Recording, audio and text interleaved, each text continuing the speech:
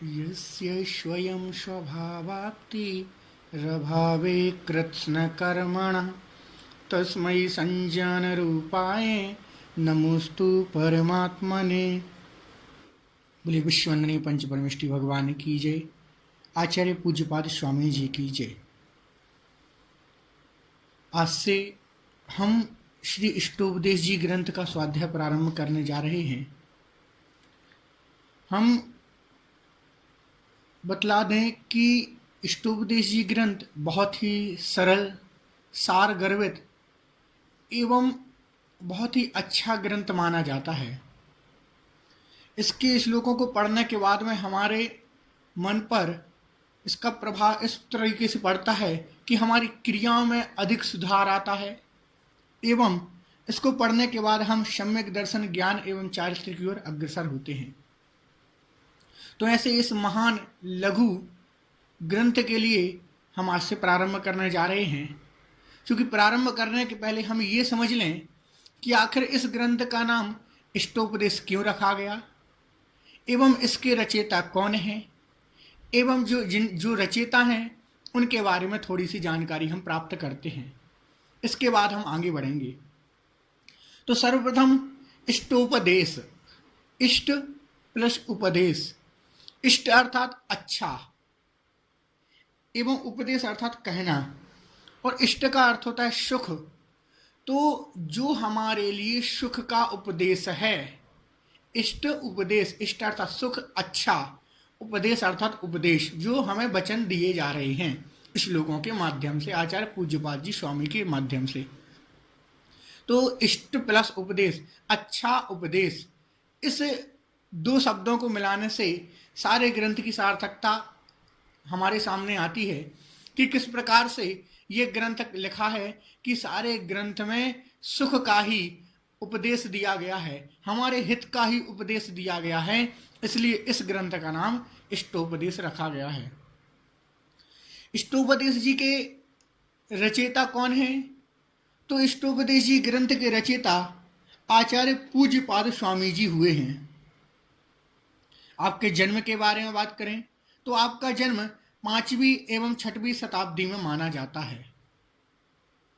आपका जन्म कर्नाटक प्रांत के एक गांव कोलंगल नामक ग्राम में हुआ था। आपका जन्म कहाँ? कर्नाटक के कोलंगल नामक ग्राम में हुआ था। आपके माता पिता भी थे, जिनमें से पिताजी का नाम माधव भट्ट, माताजी का नाम श्रीदेवी था। आपने ब्राह्मण कुल में जन्म लिया हुआ था। आपके 3 नाम हमें देखने को मिलते हैं, जिसमें से प्रथम नाम देवनंदी, द्वितीय नाम जिनेन्द्र बुद्धि एवं तृतीय नाम पूज्यपाद। देवनंदी चूंकि इनका पहले से ही नाम था। जिनेन्द्र बुद्धि आपको इस नाम से सुशोभित किया गया था आपकी बुद्धि की महत्ता को देख करके, अर्थात आप में प्रखर ज्ञान था, बहुत ज्ञान था। इसको देखते हुए कैसे आपको जिनेन्द्र बुद्धि नाम से सुशोभित किया गया था।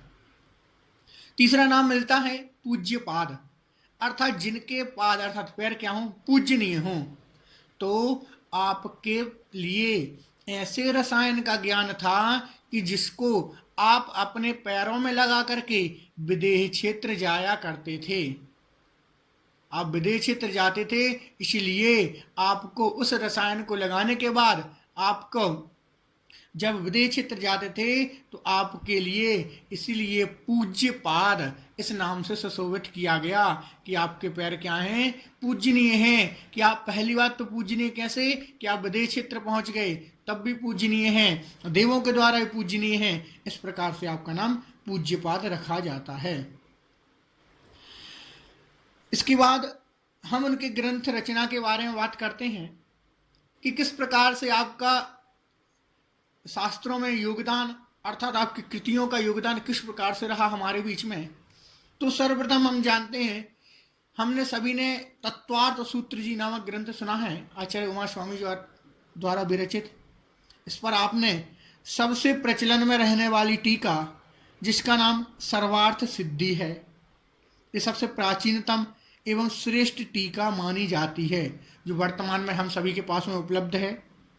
और हम उसका अध्ययन करते हैं और अध्ययन के द्वारा जानते हैं कि किस प्रकार से यह श्रेष्ठ है। आपके टीका का आधार आचार्य अकलंक स्वामी ने राजवार्तक जी में भी किया हुआ है। आप बहुत ही विद्वत्ता के धनी थे।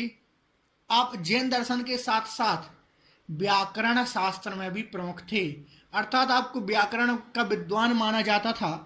इसलिए आपने व्याकरण से संबंधित जैनेन्द्र व्याकरण नामक ग्रंथ की रचना की, जिसमें आपने व्याकरण के बारे में सारी चीजों को बतलाया। आपने समाधि तंत्र की रचना की। आत्मस्वरूप संबोधन हेतु ये इष्टोपदेश नामक ग्रंथ की रचना की। आपने चिकित्सा हेतु, औषधि हेतु चिकित्सा शास्त्र की रचना की, और वर्तमान में कुछ संस्कृत भक्तियों की रचना भी आपके माध्यम से हुई है। हम सभी जन जान सकते हैं कि किस प्रकार से आचार्य पूज्यपाद स्वामी जी द्वारा विभिन्न प्रकार के ग्रंथों को लिखा गया है, और आज हमारे बीच में वो ग्रंथ क्या है, प्रस्तुत हैं, और उनके ग्रंथ के बारे में जानते हैं, और उनके लिखे हुए सारे ग्रंथों में क्या सार भरा हुआ है, किस प्रकार से उन्होंने बहुत ही सरल शब्दों में एवं बहुत ही अच्छे से हम सभी को समझाने का प्रयत्न किया हुआ है। तो हम आइए आज से इस इष्टोपदेश जी नामक ग्रंथ को प्रारंभ करते हैं और निरंतर स्वाध्याय से जुड़ते हैं और स्वाध्याय करते हैं। हम भी स्वाध्याय करें एवं हमसे मिलने वाले सभी घर परिवार के सदस्य, मित्र, पड़ोसी इत्यादि सभी जो भी स्वाध्याय प्रेमी हैं, उन सभी के लिए स्वाध्याय करने हेतु प्रेरित करें।